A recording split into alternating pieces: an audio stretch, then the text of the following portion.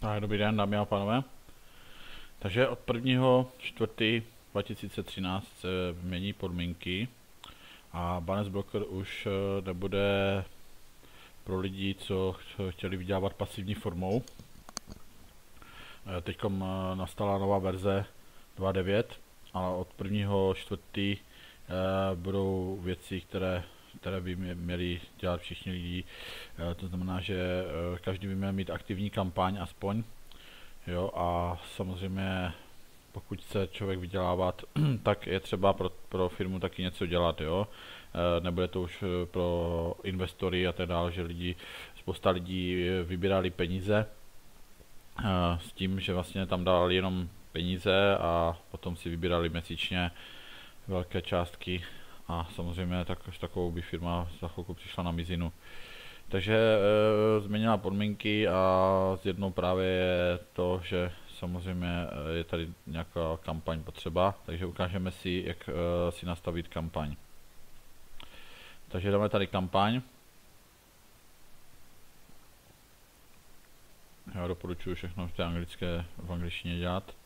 Tady si dáme Create New kampaň. Pokud už máte uložený banner. Pokud ho nemáte uložený, tak si tady dáte kampaně banners. Company banners, tak tady. A vyberete si banner, jaký chcete. Jo. Třeba tady tenhle.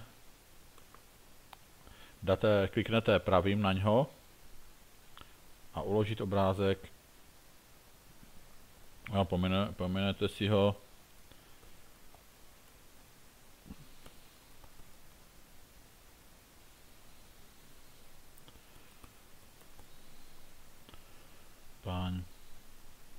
Tak, dáme si ho třeba na plochu. Uložíme.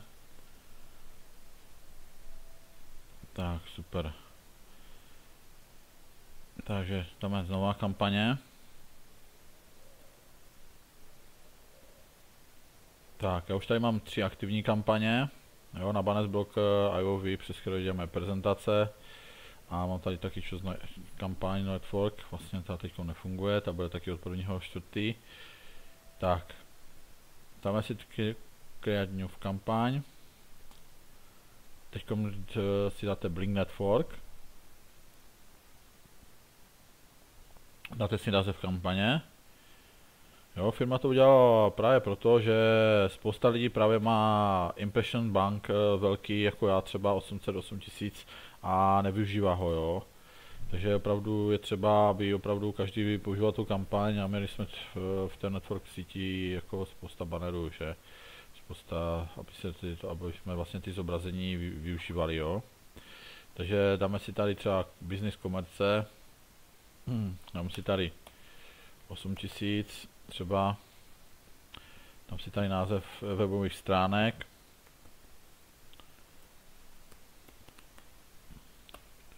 Tak, panesokro.com. Za lomitkem musí být ten váš username. Tak, teď si tady můžete vybrat. V případě, že chcete propagovat Banes Broker, samozřejmě můžete propagovat, co chcete, svůj biznis nebo cokoliv, máte svoje webové stránky.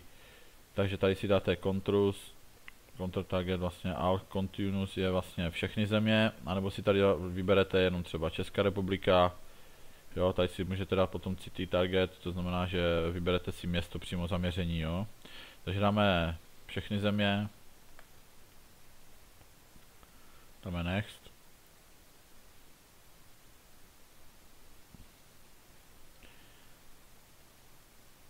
Teď si vybereme ten banner, který jsme si uložili na plochu, takže to bylo 728 na 90. Vybereme si ten banner z procházených souborů. Takže tady máme banner kampaň. Otevřít. A dáme save. Jo, musíme chvilku počkat, ať se nám to nahraje. Tak. A mělo by to být aktivní, jo. Takže vlastně vidíme, tady mám novou kampaň, Banner Broker, zatím 0, 8000 jsem dal. Tady se tady třeba podíváme na kampaň první, dáme si View Reports, tak přesně vidím, kolik se mi zobrazilo, který den, kolik zhlédnutí, kolik prokliků, všechno v kolika procentech, jo. Je to tam krásně přehledné. Tak, a ještě se můžeme podívat, jak si nastavit Choice Network kampaň. To znamená, to je to, že vám potom budou přibývat ty organic trafiky, jo. To znamená, jak jsem říkal na začátku, firma chce, abyste opravdu pro firmu něco dělali, aby to nebyla jenom pasivní forma a že se lidi jenom investují peníze a investují třeba větší částky a pak si z toho vybírají docela pěkné peníze bez toho, aby cokoliv dělali. Pardon, se mi to překliklo. Takže je třeba přes ten organic traffic, ale to vám nedá moc, doporučuji spíše registrovat lidi. Takže přes ten organic traffic tam máte za jedno prokliknutí, potom když budete propagovat tady tu nějakou stránku jejich, jo, máte 5 organic vlastně do traffic packu, tak jo, za jedno prokliknutí je 5 traffic packů, které získáváte, jo, takže si spočítejte, kolik potřebujete třeba na spuštění žlutého, takže potřebujete mít 1000 prokliků, že není to žádná sranda, nebo 1000 zobrazení, tak. Takže podíváme se, jak si nastavit tu kampaň.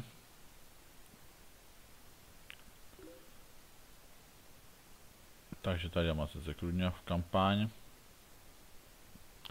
Teď si musíte vybrat Choose Network.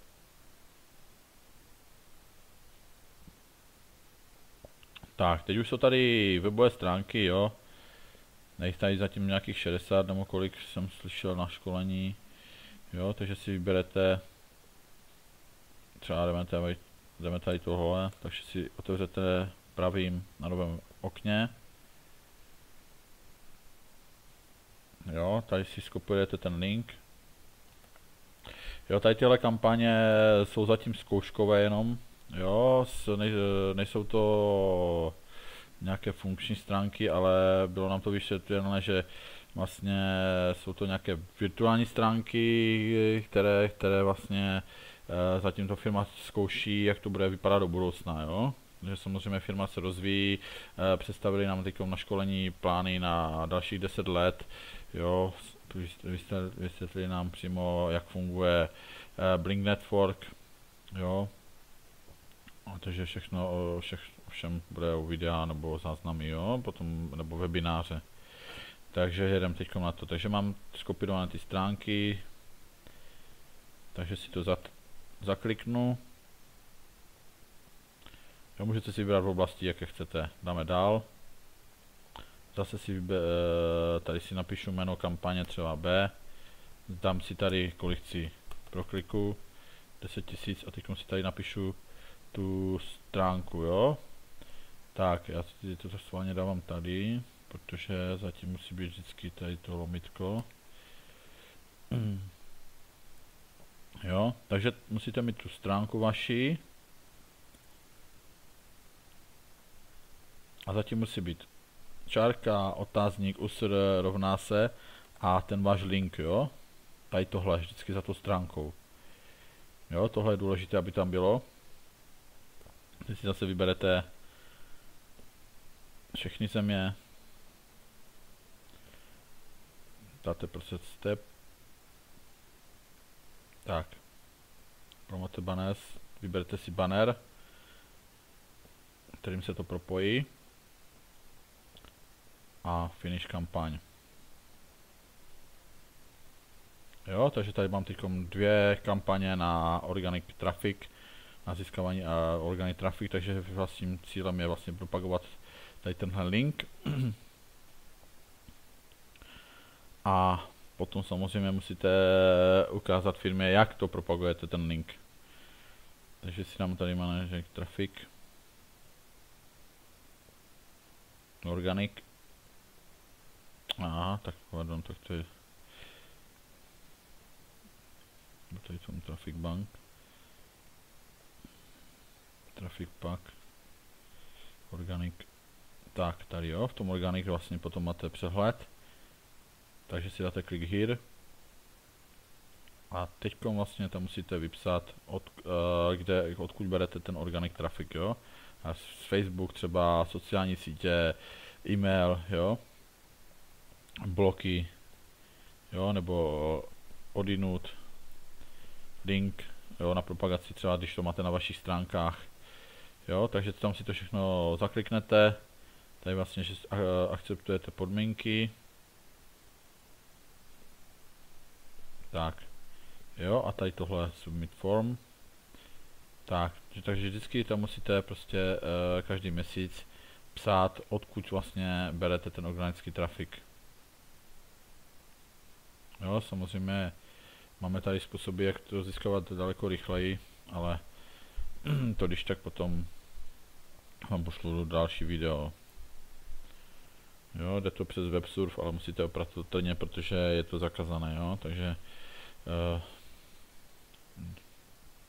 přes WebSurf jsem získával i nějakých 5000 trafiku za den, ale říkám, je to zakázané, takže musíte opatrně, jo. Takže zatím loučím se s váma, nashledanou.